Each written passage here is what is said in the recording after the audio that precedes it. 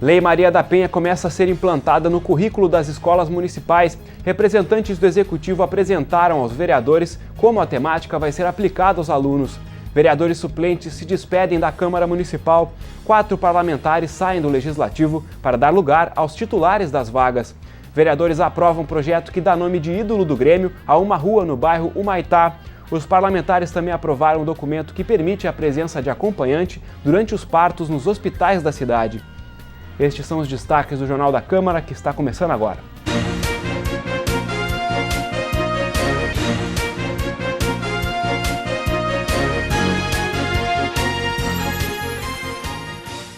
Olá, o assunto que abre o Jornal da Câmara de hoje é a inclusão da Lei Maria da Penha no currículo das escolas municipais de Porto Alegre. O tema pautou a sessão plenária da última quinta-feira. A temática vai ser introduzida aos alunos por meio de uma história em quadrinhos, apresentada aos vereadores durante o período de comunicações. Parlamentares, representantes do Executivo e de entidades sociais participaram do debate no plenário Otávio Rocha. A temática da Lei Maria da Penha vai ser incluída no currículo das escolas municipais por meio de uma história em quadrinhos. O material foi produzido em parceria entre as Secretarias Municipais de Educação, Direitos Humanos e a Adjunta da Mulher, com apoio de entidades da sociedade civil. O gibi deve estar disponível na rede de ensino a partir da semana que vem. Nós trabalhamos com alunos pequenos, né? Alunos desde os 4 anos até os 17. Então, tu tem que ter uma linguagem diferenciada para chamar a atenção deles. As figuras são alunos, professores, né? A sua comunidade, onde as escolas estão inseridas. E nós acreditamos, sim, que através desse instrumento a gente e o trabalho dos professores e o interesse desses professores em fazer a diferença, nós consigamos mudar o pensamento que hoje ainda sobrevive na nossa sociedade, de que existe sim diferenças entre homens e mulheres. A inclusão da temática da Lei Maria da Penha no currículo escolar do município tem origem em uma lei proposta pela vereadora Jussara Coni. O documento foi aprovado pela Câmara Municipal em 2014. Na tribuna, a parlamentar destacou que Porto Alegre é a primeira cidade do Brasil a tomar esta iniciativa. É a primeira cidade do Brasil a incluir essa temática como lei, a primeira cidade do Brasil a ter esse gibi, que nós estamos chamando de gibi da Maria da Penha. Eu estou muito contente porque essa lei foi aprovada por unanimidade aqui na casa, de minha autoria, e que nós conseguimos materializar, porque é isso, não adianta a gente fazer a lei e depois ela não se concretizar na vida das pessoas. Ela vai estar sendo discutida nas escolas, vai ter curso de formação e capacitação dos professores e das professoras. O espaço da Tribuna Popular, na sessão plenária da última quinta-feira, foi ocupado pela Associação de Mães Rita Yasmin. A entidade pediu apoio dos parlamentares para ser considerada de utilidade pública. Antônia Batista Pinheiro relatou na tribuna as dificuldades enfrentadas pela entidade. Segundo a presidente da instituição, faltam recursos, profissionais e acesso a remédios. A Associação de Mães Rita Yasmin existe há 10 anos no bairro Restinga e atende 50 pessoas diretamente e mais de 200 indiretamente. Antônia também pediu apoio para que a entidade seja reconhecida como de utilidade pública. Porque aí tu pode fazer de projeto e não ficar só aguardando do governo, convênios do governo. Tu pode ter projeto de outras empresas e, enfim, de outros lugares. E para isso tem que ter a utilidade pública. A gente está lutando há 3 anos com recurso próprio. Agora está difícil, está complicado. Por isso que a gente pediu essa plenária para pedir, já que o nosso documento está tudo ok. É só fazer o convênio. Ainda na sessão plenária desta quinta-feira, a bancada do Partido dos Trabalhadores protocolou uma moção. O requerimento é em repúdio à médica pediatra Maria Dolores Bressan e ao Sindicato Médico do Rio Grande do Sul. Os parlamentares do PT justificaram que o documento foi protocolado porque a profissional se recusou a atender o filho da vereadora suplente Ariane Leitão devido a divergências ideológicas. A sessão plenária da última quarta-feira foi marcada por despedidas. 4 vereadores suplentes deixaram as funções nesta semana. Depois de 3 anos e 3 meses como vereadora, Mônica Leal foi a primeira a ocupar a tribuna para se despedir na sessão plenária de quarta-feira. A parlamentar agradeceu aos colegas e fez um balanço do período. A política ela é feita por entusiasmo em causas e pessoas. Eu aprendi isso com meu pai, Pedro Américo Leal, e eu tenho muito amor pela cidade de Porto Alegre. E se meu mandato pode ajudar as pessoas a transformar essa cidade melhor, que coisa boa, é isso que faz valer a pena essa caminhada. Emocionada, Séfora Gomes Mota também destacou ações do mandato após pouco mais de 3 anos na função. A gente teve um trabalho muito junto com as comunidades. O meu trabalho sempre foi um trabalho voltado para as pessoas da cidade, né? Pensando na melhoria da vida das pessoas. Então o nosso trabalho com as comunidades, com as pessoas com deficiência, que essa bandeira foi uma bandeira que me abraçou, né? E às vezes a gente abraça bandeiras e a gente não vê o quão importantes elas são para o nosso dia a dia. Outro parlamentar que ocupou a tribuna para se despedir foi o vereador Dr. Raul Fraga. Ele destacou projetos de sua autoria que seguem tramitando no Legislativo da capital. Nesses últimos 7 meses, eu tenho vários projetos e o principal, eu diria assim, que nós temos que ter um posto de saúde 24 horas aberto em cada região do orçamento participativo. Isso facilita muito a vida das pessoas, isso vai fazer com que as pessoas não se acotovelem nas nossas emergências, né? O quarto parlamentar suplente que deixou a Câmara Municipal nesta semana foi o vereador Nereu Dávila, do PDT.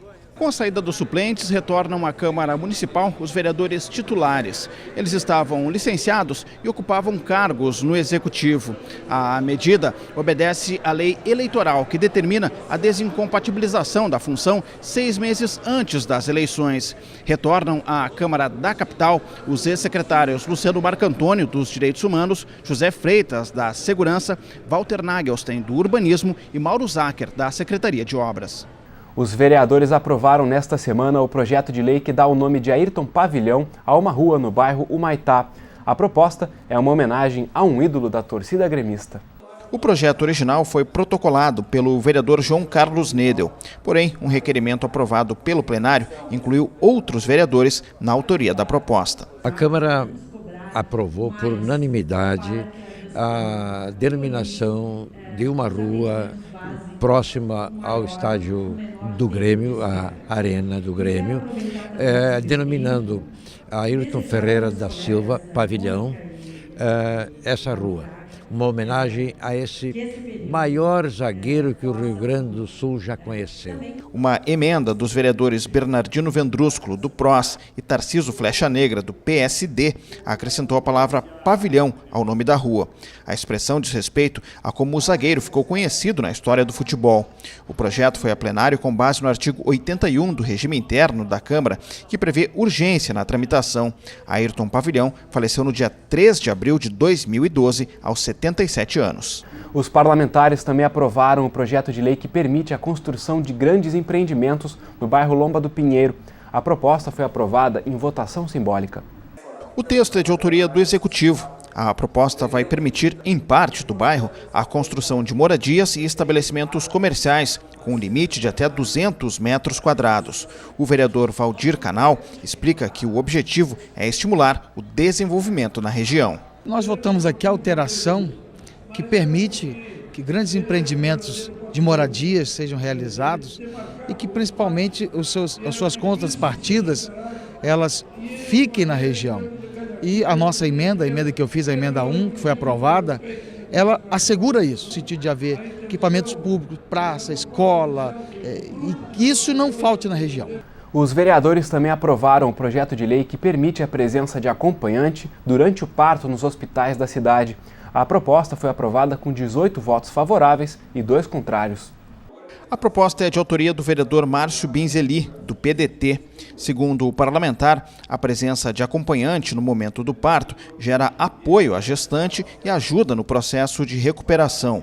Autor de emenda ao projeto, o vereador Dr. Tiago Duarte alerta para alguns cuidados médicos na sala de parto.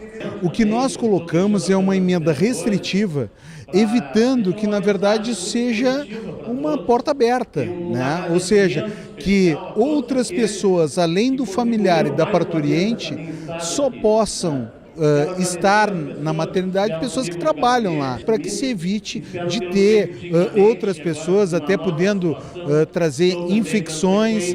Os parlamentares ainda aprovaram um projeto de lei que estabelece normas para as placas em obras públicas. A medida obriga que os objetos tragam informações sobre o trabalho que está em andamento. A proposta é de autoria do vereador Marcelo Esgarbosa. O texto foi aprovado em votação simbólica. O parlamentar explica que as placas devem conter uma série de informações sobre a obra executada. Segundo ele, a ideia é tornar o setor público mais transparente. O projeto ele visa estabelecer uma normativa em relação às obras que constam, que devem constar a partir de agora, né, uma vez sancionado pelo prefeito, é o que nós esperamos, constar uma série de descrições relativas à própria obra, ou seja, os custos, previsão de término, contato em nome dos engenheiros responsáveis e também contato dos órgãos de fiscalização. Então, tudo dentro de uma ideia de aprimorar o controle social naquela obra pública. Os vereadores ainda votaram favoráveis a uma indicação ao Executivo e a um requerimento para a renovação de votação. O requerimento diz respeito à votação do projeto da vereadora Lourdes Sprenger, do PMDB. A proposta obriga clínicas veterinárias, pet shops e estabelecimentos similares a fixar cartaz com alerta sobre a violência contra animais e os meios de denunciar a prática. No dia 28 de março, a votação do projeto foi nula devido à falta de quórum. Os parlamentares também aprovaram uma indicação ao Executivo. De autoria do vereador Cássio Trogildo, do PTB, presidente do Legislativo, o texto sugere que o Departamento Municipal de Habitação facilite o registro e a escrituração de imóveis. A ideia é estabelecer descontos nos valores de impostos municipais para regularização. A medida vale para propriedades quitadas e visa beneficiar mutuários de baixa renda. A Câmara Municipal sediou nesta semana a primeira edição do Seminário Nacional da Mulher. A abertura do evento aconteceu no plenário Otávio Rocha, na noite da última quinta-feira. As discussões partiram do seguinte questionamento: qual o currículo para uma educação não sexista? Na tentativa de buscar respostas, militantes e estudiosos do assunto participaram da abertura dos trabalhos. O seminário foi promovido pela Procuradoria Especial da Mulher e pelas vereadoras do Legislativo da capital. Nós queremos entender melhor junto com os professores por que da resistência de estar previsto no plano que vai se discutir gênero nas escolas, sabendo que isso tem controvérsia, tem um debate ideológico de fundo, tem uma sociedade que é machista, que é sexista, ou seja, pré-determina papéis, mas sabemos que isso tem consequências na vida das mulheres, né? A ponta do iceberg é a violência, o estupro, a morte de mulheres ainda só por ser mulher.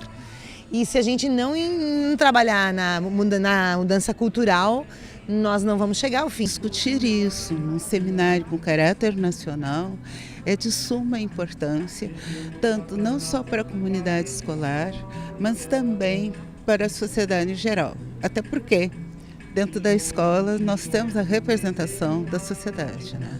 As famílias têm que entender. E as crianças, desde da idade infantil, das escolas infantis, elas também têm que trabalhar com uma maneira diferenciada da questão de gênero.